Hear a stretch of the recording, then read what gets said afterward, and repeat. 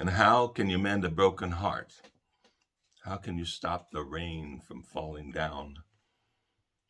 How can you stop the sun from shining? What makes the world go round? How do you mend a broken heart? How can a loser ever win?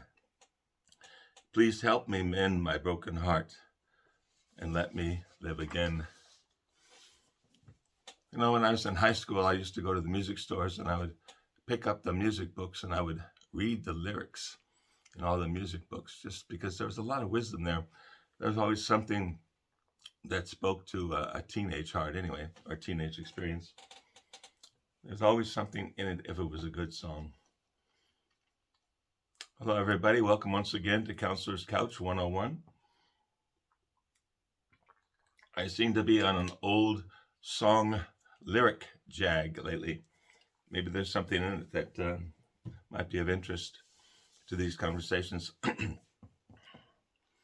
I also remember a time when I went to I think it was a songwriters sort of a gathering.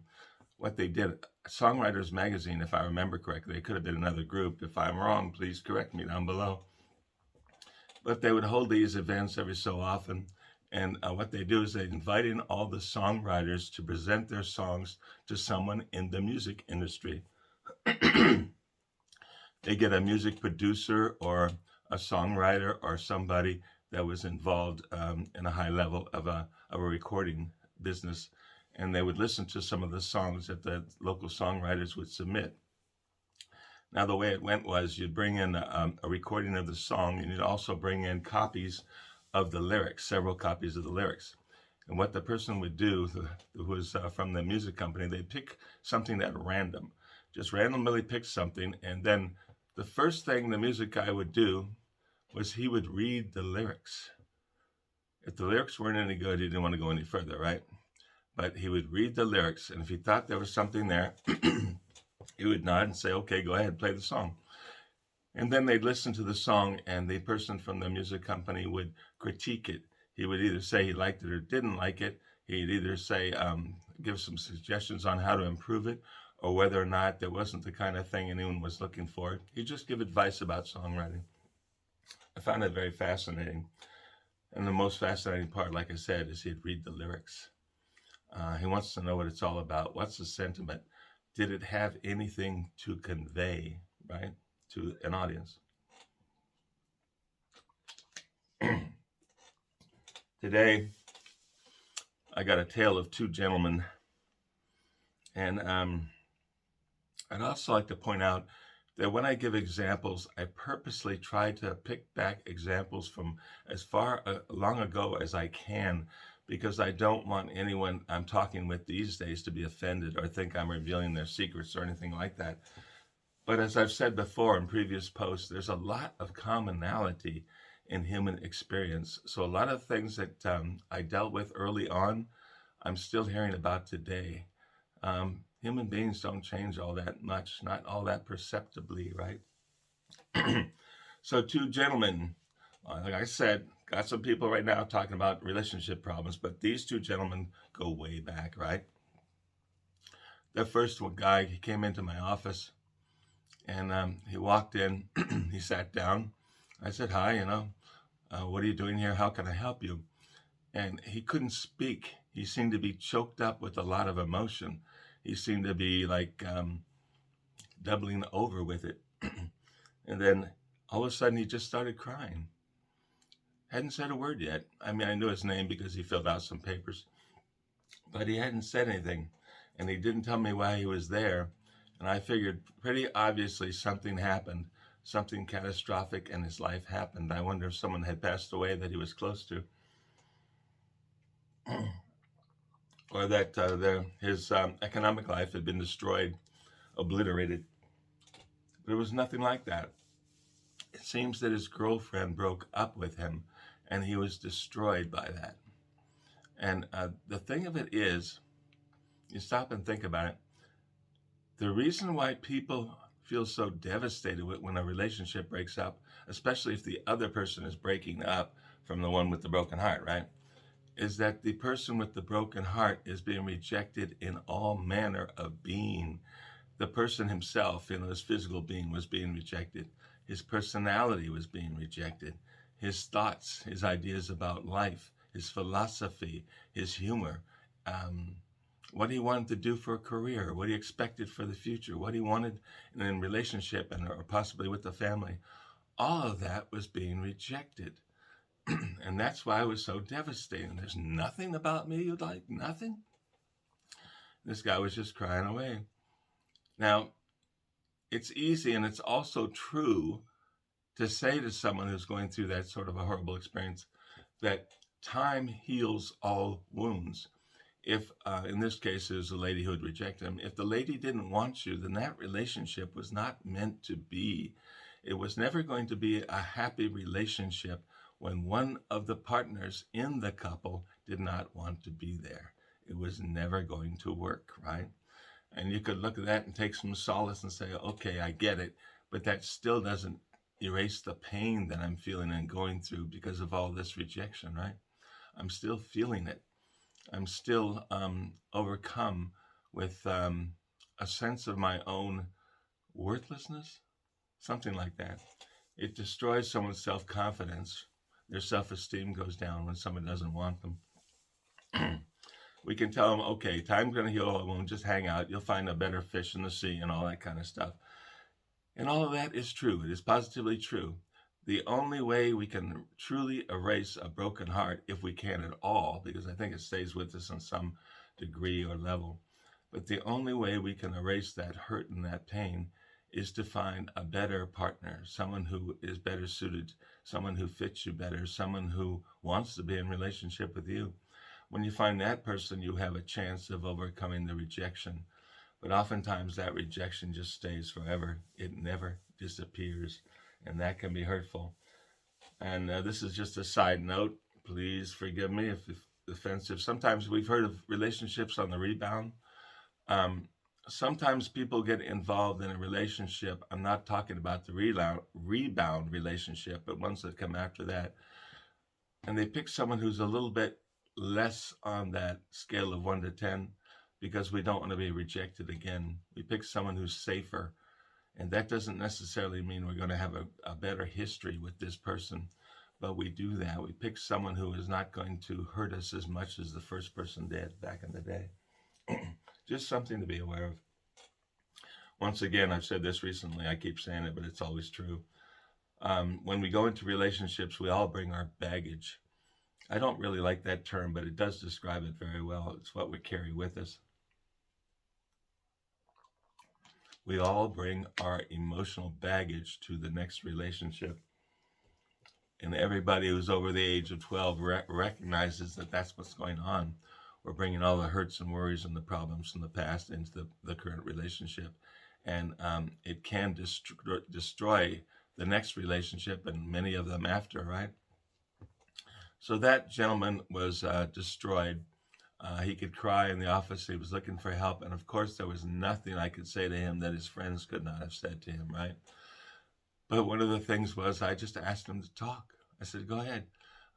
Start at the beginning. Where did you meet her? Just start talking about her. Let's just follow this through. I wanted him to release it by expressing it. And I figured if he could go through all the sensations of being in love with this woman, he could also express the sensations of being hurt by her and hopefully let it go. That's what I was hoping for. Now the second gentleman, this is around the same period of time, by the way. This goes way back. He came in and he was all upset too, but he wasn't crying. He wasn't hurt in that way. He was angry, right? Similar situation, slightly different, because the second gentleman was engaged to be married, right? They had set the date. They hadn't purchased everything. They hadn't, put down payments and all sorts of stuff and rented rooms and set up meals and all that. They hadn't done any of that yet, but they had agreed to marry, and they had set a date which was a bit further out. Then, so this gentleman told me, he said, my fiance came to me and told me she had to break off the wedding. She didn't want to marry me. She didn't want to be with me, and she wanted to end the whole thing right here and now. And when he asked her, he said, "What's wrong? You know, we've been getting along great. We've been together for a very long time. We always thought it was inevitable that we would marry one another. So why do you want to break it off now?" And she told him, she said, "You know, it just occurred to me, I don't think I can spend the rest of my life having sex with only one man. I couldn't see having the rest of my life having sex with the same guy over and over again." Think that wasn't devastating? So this man was angry, right? He wasn't crying. Yes, he felt the loss and etc., etc. But it was a different kind of a wound. It was more of it's not you, it's me sort of a situation that he was really reacting to. And I couldn't blame him. Once again, there's nothing much I could tell him. Of course, we talked, and I did the same thing with him as I did with the first guy. I let him express the whole thing, or asked him to share it with me as much as he could. Um, the history of it, how they met, how long they've been together, what they did together, and how their expectations for the future, and on and on. So he did all of that, and eventually he kept going back to the fiancée because she was still seeing him. It wasn't like she packed up and left town. She was still there. She was still seeing him. She said, "Yeah, we can keep having sex if you want, but you know, I don't want to promise to be exclusive, right? To cleave to you only, and all that kind of stuff." So the man was devastated, but at the same time, like I said, the second guy was angry. And what he did, he kept negotiating with the fiance, and eventually he convinced her to go through with the wedding and to get married and etc. I'm not exactly remembering what the heck he told her to convince her to do it. But I always thought to myself, I think that relationship is setting itself up for a lot of problems in the future. I think this gentleman is setting himself up for a lot of pain. Um, she said she wanted to have sex with other men. Do you think that feeling is going to go away after the wedding ceremony? Maybe not. How do we accommodate all that stuff? Do we say, okay, open marriage, go sleep with who you want, just don't tell me about it? Some people do that. So in my experience, that has never worked out. At least not worked out 100%. Usually somebody is hurt and unhappy. So, back to the original question, how do you mend a broken heart? I'm not really sure that you do. Sometimes they say you have to let it scar over, you know, and so that the skin gets stronger and stronger so you can fend off any potential wounds that come in the future. Maybe that's the way it's done. Maybe we always carry a sense of having been rejected somewhere along the way. It's something to be considered and discussed. I really, really, really encourage folks to sit down and talk, right? If one understands where the other is coming from and they can develop empathy and sympathy, it is possible to overcome a great many things that we carry along in our emotional baggage. It's truly possible. Sit down and talk about that broken heart. And, you know, it just occurred to me. I knew this young woman.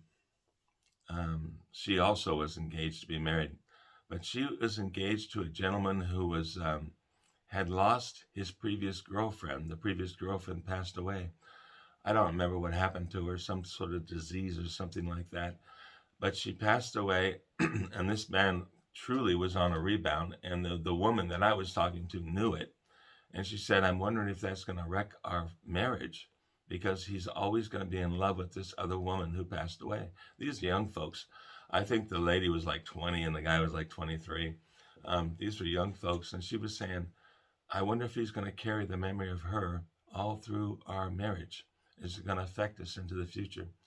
Well, she got married as well as the second guy, and she went off into the sunset, as they used to say. And I don't know what became of that relationship either, but it would have been really interesting to check in on it years later and find out what did happen.